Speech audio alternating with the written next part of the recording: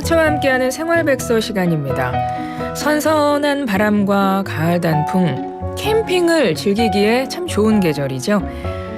캠핑을 가게 되면 야외에서 음식을 하게 되는데요. 휴대용 조리기구 많이 사용하시죠. 그런데 이런 조리기구도 올바르게 사용하지 않는다면 자칫 건강에 해를 끼칠 수 있습니다. 오늘은 안전한 캠핑과 야외 활동 위해서 올바른 캠핑용 식기류 사용법 알아보도록 하죠. 식품의약품안전처 정인권 사무관 전화 연결합니다. 사무관님 안녕하세요. 네, 안녕하세요.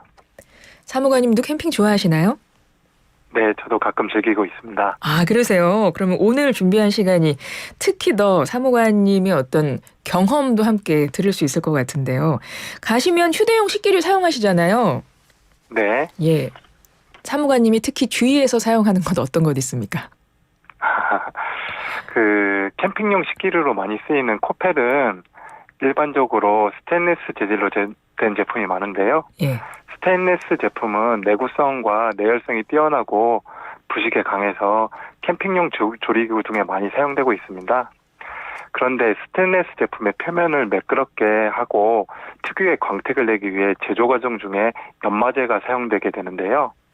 특히 새로 구입한 제품에는 이런 연마제 성분이 표면에 남아있을 수 있기 때문에 사용 전에 이런 성분을 제거해 주는 것이 매우 중요합니다.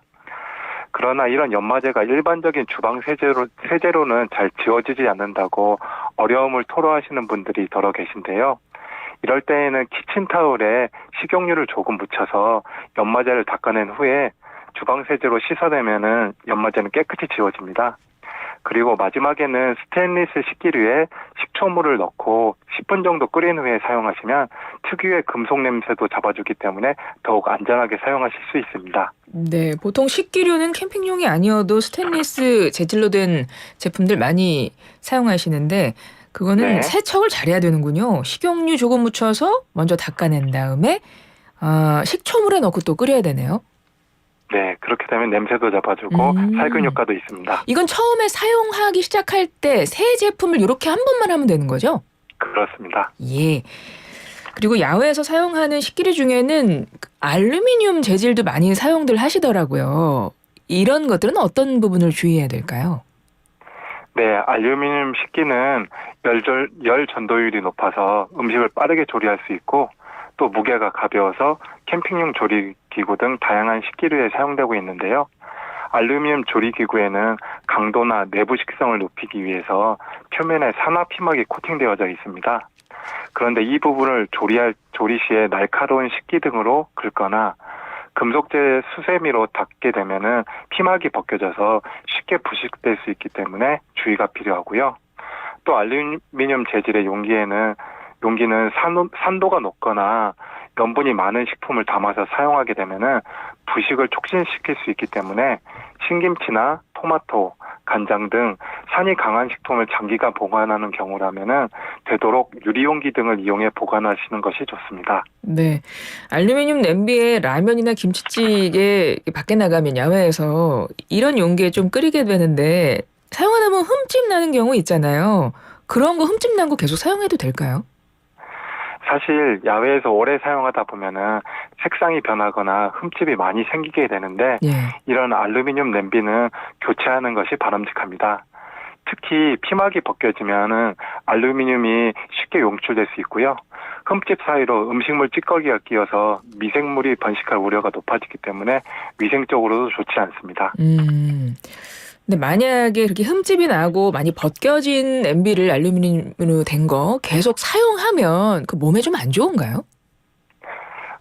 이제 알루미늄이 용출될 수 있다고 알려져 있는데요.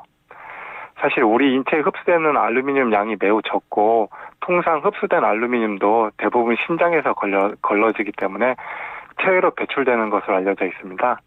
다만 과다 노출될 경우에는 구토, 설사, 메스꺼움 등을 유발할 수 있기는 하지만은 알루미늄 식기를 통해서 섭취되는 알루미늄의 양은 현재까지는 위한 수준은 아니기 때문에 너무 걱정하지 않으셔도 됩니다. 그러니까 그게 알루미늄 냄비가 벗겨져서 흠집이 나서 알루미늄이 이렇게 드러날 경우 뭐 그것을 뭐 섭취한다고 해서 몸에 큰 위해는 없으나 그럼에도 불구하고 이걸 바꿔야 하는 이유는 아까 말씀하셨던 뭐 그 흠집 안에 뭐 위생 부분 그것 때문인 거예요? 네, 그렇습니다. 네. 피막에서 알루미늄도 용출될 수 있고요. 위생상으로도 좋지 않기 때문에 그렇습니다. 알겠습니다.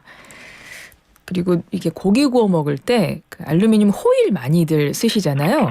네, 일단 그 호일 괜찮습니까? 호일은 안전합니다. 아, 그래요. 그러면 네. 호일에 보면 이렇게 광택 번쩍번쩍한 데가 있고 약간 불투명한 데 있잖아요. 광택 없는. 어느 네. 쪽을 써야 되는 거예요? 어느 쪽이든 상관없습니다. 양쪽 면 모두 사용하셔도 괜찮은데요. 알루미늄 호일을 만들 때 알루미늄을 두 겹으로 겹쳐 누른 다음에 얇게 펴는 과정을 거치는데요. 이때 알루미늄끼리 맞닿는 부분은 광택이 없고 롤러에 접촉되는 부분은 광택을 띠게 됩니다. 따라서 어느 쪽 면을 사용하시던 안전성과는 무관합니다. 아, 그렇군요. 아니, 근데 그게 한쪽이 광택 있고 한쪽이 없으니까 그냥 안과 바깥처럼 생각이 돼서 예, 그거 좀 고민했었는데 상관없군요. 네. 예.